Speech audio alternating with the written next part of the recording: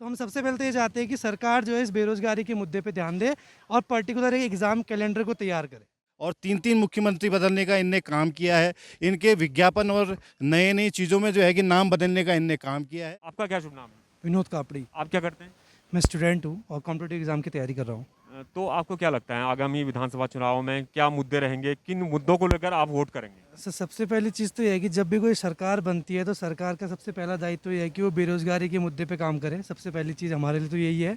और जो भी वो एग्ज़ाम के फॉर्म्स निकालती है, उस फॉर्म्स के लिए एक पर्टिकुलर कैलेंडर डिसाइडेड हो जाए पहले से कि ये एग्ज़ाम इस बेसिस पे इतनी तारीख के बीच में हो जाएगा।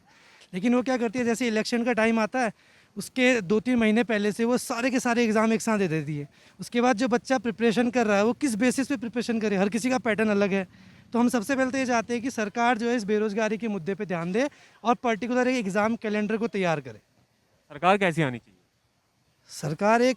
सरकार ऐसा नहीं हो कि तोड़ मरोड़ के बनाई गई सरकार ना आए। सरकार ऐसे आए कि बिल्कुल एकदम उसके पास बहुमत हो, क्योंकि बहुमत अगर होगा तो सरकार इंडिपेंडेंटली काम कर सकती है। बिल्कुल, सरकार बहुमत की आनी चाहिए। आपका क्या शुभ नाम है? सर पीयूष चंद। आप क्या करते हैं? सर तैयारी कर रहे हैं। आप भी तैयारी कर रहे हैं। क्या मुद्दे रहेंगे आगामी विधानसभा चुनाव को लेकर? सर मुद्दे तो बहुत सारे हैं, जैसे सफाई भी हो सकती है मुद्दा, मतलब सबके अलग अलग मुद्दे होंगे। बट हम एक स्टूडेंट है तो हमारे अलग मुद्दे हैं। पहली बात जो सही वो करी वो है कि सिमेट्री आनी चाहिए पेपरों में। जैसे यूकेएसएससी के एग्जाम्स होते हैं, यूपीएससी एग्जाम्स होते हैं, तो ऐसे ही मतलब हमारे उत्तराखंड के पेपर भी सारे सिमेट्रिकल वे में होने चाहिए, ताकि सबको पता रहे कि इस समय ये एग्जाम होने वाला है, इस समय ये एग्जाम होने वाला है। और दूसरा कि जो घोषणा भी मुख्यमंत्री जी करते हैं, जैसे भी अभी हाल ही में घोषणा करी थी अगस्त सितंबर के टाइम में कि मुख्यमंत्री जी बोल रहे थे कि यूपीएससी का जो प्री और जो सीडीएसई और एनडीए एग्जामिनेशंस जो क्वालिफाई करेंगे उसको एसएसबी प्रिपरेशन और इंटरव्यू प्रिपरेशन के लिए जो उत्तराखंड सरकार है वो 50,000 रुपीज़ पे करेगी, मतलब कि उनको चाहिए आगे प्रिपेयर कर सकें अच्छे से वो। तो उसके लिए अभी अगर हम जाएँ, हमारे साथ काफ़ी ऐसे छात्र हैं जो क्वालिफाई कर चुके हैं, यहाँ भी अभी खड़े हैं, दो तीन हैं। तो बट अगर हम वहाँ जाएँ, चाहे डीएम कोर्ट जाए, चाहे हम विधायक किसी के भी पास जाएँ, तो ये चीज़ें मतलब वहाँ बोलते हैं जियो जारी नहीं हुआ है। अब जियो कब जारी होगा, इसका कोई निर्धारित समय नहीं है। आप क्या करते हैं? मैं गवर्नमेंट एम्प्लॉय हूँ एक। आपको क्या लगता है आने वाले चुनाव में क्या मुद्दे रहने चाहिए? किन मुद्दों को लेकर वोट करेंगे? और मेरे हिसाब से तो खाली मेरा ही नहीं, मेरे ख्याल से सारी जनता का यही मुद्दा है कि सबसे पहले तो महंगाई है। और ख़ास तौर पे पेट्रोल की तरफ ध्यान देना चाहूँगा मैं कि पेट्रोल की कीमतें जो बहुत ज़्यादा बढ़ी हुई हैं, तो मैं तो चाहूँगा कि वो कम हो और जिसकी वजह से बाकी महंगाई वगैरह भी कम हो। दूसरा, जैसे अभी एक और भाई साहब हैं, इन्होंने जो बेरोज़गारी के बारे में बात करी थी, एक ये भी मेरे लिए बहुत बड़ा मुद्दा है। मैं खुद एक शिक्षा विभाग से हूँ और बहुत से पद खाली हैं इस विभाग में। तो मैं चाहूँगा कि ये सारे के सारे पद भरे जाएँ, ऐसी सरकार आए जो इसकी तरफ ध्यान दे, शिक्षा और स्वास्थ्य की तरफ। तो आपको क्या लगता है क्या मुद्दे रहेंगे आगामी चुनाव में? आगामी चुनाव में जो मुख्य मुद्दा रहेगा वो बेरोज़गारी रहेगा। जिस तरीके से आज यूथ को जो है ठगा जा रहा है और कोई भी पिछले 4 सालों में कोई ऐसी जो है विज्ञप्ति नहीं निकाली गई, टेस्ट नहीं लिए गए। यूथ ने अपनी तैयारी की, कई लोग एज पार कर चुके हैं और अब उनके सामने जो है बाकी चीज़ों का भी आर्थिक संकट आ चुका है, तो बेरोज़गारी एक मुद्दा रहेगा। दूसरा जो मुद्दा है वो महंगाई रहेगा, क्योंकि अगर जिस तरीके से डे बाय डे टैक्स बढ़ा रहे हैं, वो पढ़ने वाली चीज़ों में हो, लिखने वाली चीज़ों में, कपड़े में हो, तो जो पढ़ने वाले बच्चे हैं, जो छात्र हैं, उनको अब एक जूता भी लेना है तो वो जूता और महंगा हो गया है, कॉपी भी लेनी है तो वो महंगी हो गई है। तो कहीं न कहीं जो परचेज़िंग उनकी पावर है वो कम होगी। बुक्स में उन्होंने रेट बढ़ा दिए हैं सरकार, और सरकार इस तरफ बिल्कुल भी ध्यान नहीं दे रही है। आप क्या करते हैं? सर मैं तो लंदन फूड में जॉब करता हूँ। आपको क्या लगता है आगामी चुनाव होने वाले हैं, क्या मुद्दे रहेंगे? किन मुद्दों को लेकर वोट करेंगे? सर पहले तो सबसे पहले है महंगाई। महंगाई बहुत ज़्यादा हो गई है, आम आदमी के खर्चे इतने बढ़ गए हैं कि आप पूरा नहीं कर पा रहा है। और उसके बाद हो गया सर मेन पलायन।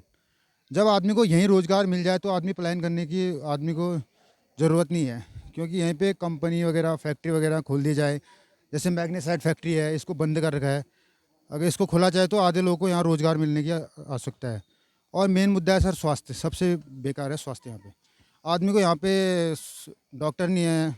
मेन मुद्दा ये है कि आदमी को बाहर जा रहा है, आदमी यहाँ से हल्द्वानी वगैरह जा रहा है इलाज कराने के लिए। अगर यहाँ सही डॉक्टर रखे जाएँ तो हल्द्वानी जाने की ज़रूरत ही नहीं पड़ेगी आदमी को। इतना खर्चा क्यों कर रहा है आदमी हल्द्वानी? यहाँ के रास्ते देख लो, आदमी को 3-3 4-4 घंटा लग रहा है पहुँचने में। संतोष गोस्वामी। आप क्या करते हैं? मैं सामाजिक कार्यकर्ता हूँ।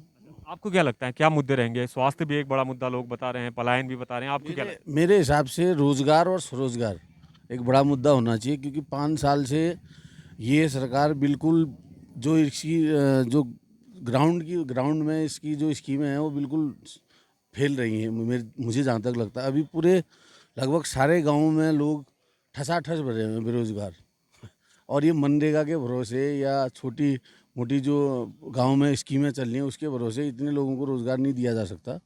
तो उसके लिए इन्हें रोड मैप बनाना चाहिए था, वो बनाने में नाकाम मेरे हिसाब से मुझे जो लगता है कि वो ये नाकाम रहे। मैं ये कहना चाहूँगा कि आज जो सत्ता पक्ष में बैठे हुए लोग हैं, आज उत्तराखंड में आप देख रहे होंगे कि यहाँ पर को कई सारे युवा यहाँ पर को आए हुए हैं।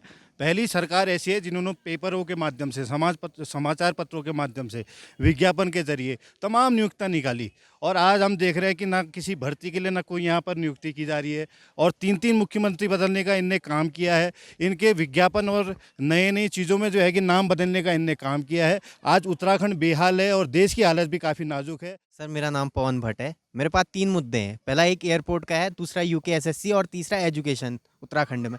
आप अगर देखेंगे केंद्रीय विद्यालय और नवोदय विद्यालय वहाँ इंग्लिश में एजुकेशन होती है, लेकिन उत्तराखंड के जो विद्यालय हैं उन पे हिंदी पे एजुकेशन होती है, जो एक मुख्य मुद्दा है पलायन का।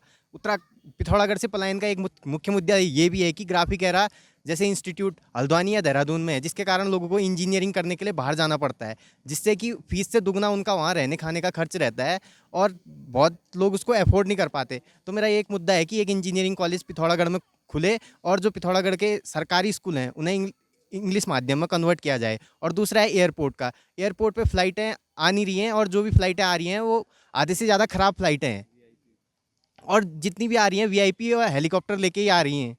तो ये मुद्दा ज़रूरी है कि पिथौरागढ़ से फ़्लाइट ऑपरेट होनी चाहिए, रेगुलर टाइम इंटरवल पे ऑपरेट होनी चाहिए, जिससे कि नॉर्मल लोगों को फ़ायदा मिल सके उसका। और लास्ट मुद्दा है एयर एम्बुलेंस का। एयर एम्बुलेंस की सेवा यहाँ से भी शुरू करनी चाहिए सरकार ने, जिससे कि लोग बच सकें। वरना क्या होता है, आधे हल्द्वानी जाते समय घाट पहुँचने पे आदमी की मृत्यु हो जाती है और अभी अभी अनाउंसमेंट कर रहा है कि एम्स हल्द्वानी में बनेगा। उसकी जगह एम्स या तो अल्मोड़ा में बने या चंपावत में या पिथौरागढ़ में बने, जिससे कि सीमांत क्षेत्र को फ़ायदा हो सके। बिल्कुल, तमाम अपने अपने मुद्दे हैं पिथौरागढ़ की जनता के आगामी विधानसभा चुनाव को लेकर। पलायन, स्वरोजगार और इसके साथ ही तमाम शिक्षा, स्वास्थ्य जैसे मुद्दे भी हैं। एयरपोर्ट का मुद्दा भी पिथौरागढ़ में प्रमुख है।